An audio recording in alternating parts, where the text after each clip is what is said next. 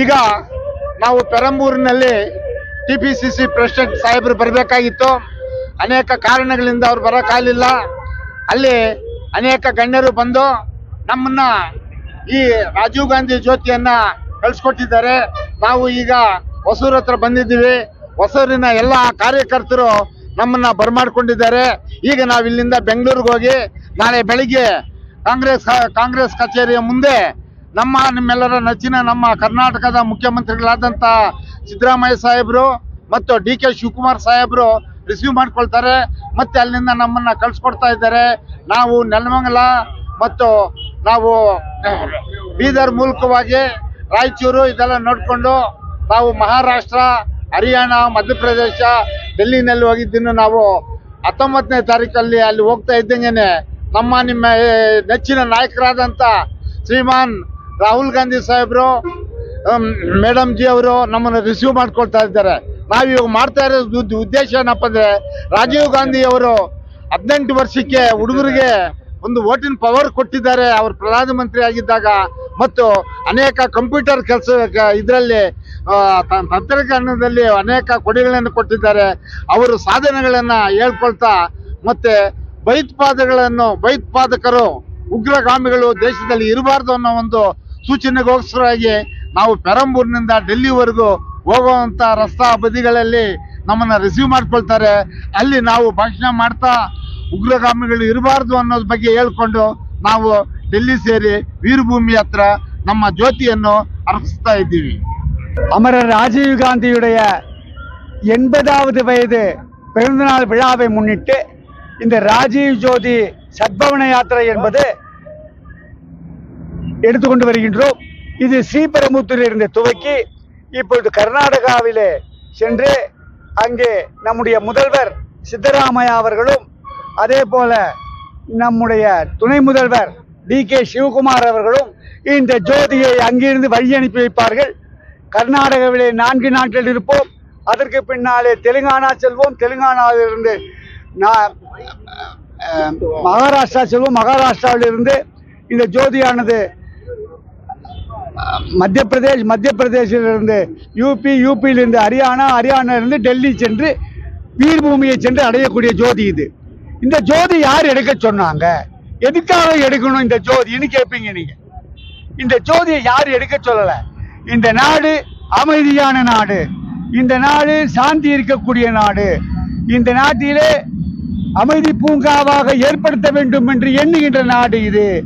சமாதானம் தேவை என்று சொல்லுகின்ற நாடு இது.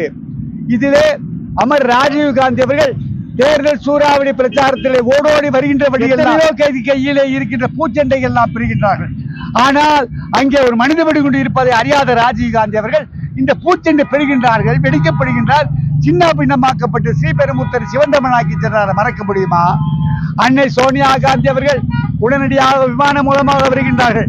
வந்து அங்கே பார்த்து அதிகாரியை பார்த்து, ஐயா என்னுடைய கடவுள் முகத்தை பார்க்க வேண்டும், காட்டுகள் என்று சொல்கிறார்கள். ஆனால் காட்ட முடியாது என்று ஒரு துணியிலே சிறு துண்டுகளாக எடுத்து வந்து காவியார்கள். விண்ணகமும் மண்ணுலகம் அழிகின்ற வகையிலே எங்களை எல்லாம் விட்டு சென்று விட்டார்கள், அழிகின்றார்கள். அழுகின்ற நேரத்திலே அங்கே அருகாமையிலே இருந்த பிரியங்கா காந்தி எழுந்து, அம்மா அழாதே, அம்மா அழாதே, சுதந்திரத்தை பெற்று தந்த மகாத்மா காந்திக்கு 2 குண்டு பரிசு.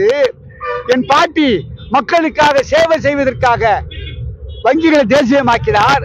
முதியோருக்கு உதவி பண்ணும், விதவைகளுக்கு உதவி பண்ணும், ஊனமுற்றோருக்கு உதவி பண்ணும் என்றால் வாரி வாரி வழங்கினார். அது மட்டுமல்ல, உழுபவனுக்கே நிலத்தை கொடுக்க வேண்டும் என்ற எண்ணத்தை கொண்டு வந்தது என்னுடைய பாட்டி. 16 வருடம் இந்த நாட்டை ஆண்டார்கள்.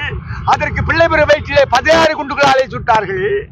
என் அப்பா விஞ்ஞானம் உயர வேண்டும், 18 வயதிலே ஓட்டுரிமை. எதற்காக 18 வயதிலே ஓட்டுரிமை? அந்த இளைஞர்கள் இந்த நாட்டை காக்க வேண்டும் என்பதற்காக 18 வயதிலே ஓட்டுரிமை கொடுத்தார். அது மட்டுமல்ல, பஞ்சாயத்து ராஜ் கொடுத்தார். மகிழருக்கு 50% இருக்குன்னு சொன்னா அதுக்கு ராஜீவ் காந்தி கொண்டு வந்தது. எல்லாருக்கும் தெரியும், கம்ப்யூட்டர் வேர்ல்டு இன்னைக்கு விஞ்ஞான உலகுக்கு தலை சிறந்து இருக்குது இன்னைக்கு இந்தியான்னு சொன்னா அது காரணம் ராஜீவ் காந்தி அவர்கள். மொபைல் போன் பாருங்க, பார்த்த உடனே என்ன பண்றான், அமெரிக்கால என் பேரன் இருக்கான், எப்படா இருக்கேன், நல்லா இருக்கியாடாக்கண்ணா, பார்த்தோம் நல்லா இருக்காக்கண்ணா, உன் மூஞ்ச கொஞ்சம் காட்டுறான்னு பாக்குறேன் மொபைலு. அந்த மொபைலை தொடும்போதெல்லாம் ராஜீவ் என்ன மறைய வேண்டும். ராஜீவ் காந்தி மறையவில்லை, ராஜீவ் காந்தி எல்லோருடைய உள்ளத்திலும் இருக்கிறார். இது எஸ் பிரகாசம் அவர்கள் தொடர்ந்து 33 வருடங்களாக எடுத்து வந்த ஜோதியை இப்போது நம்முடைய துரை அவர்கள் தலைமையிலே இந்த ஜோதியை நாங்கள் எடுத்து வருகின்றோம். என்னவென்றால் அமைதி பூங்காவாக மாற்ற வேண்டும், சாந்தி தவழ வேண்டும் என்பதற்காக எடுத்து வருகின்ற ஜோதி.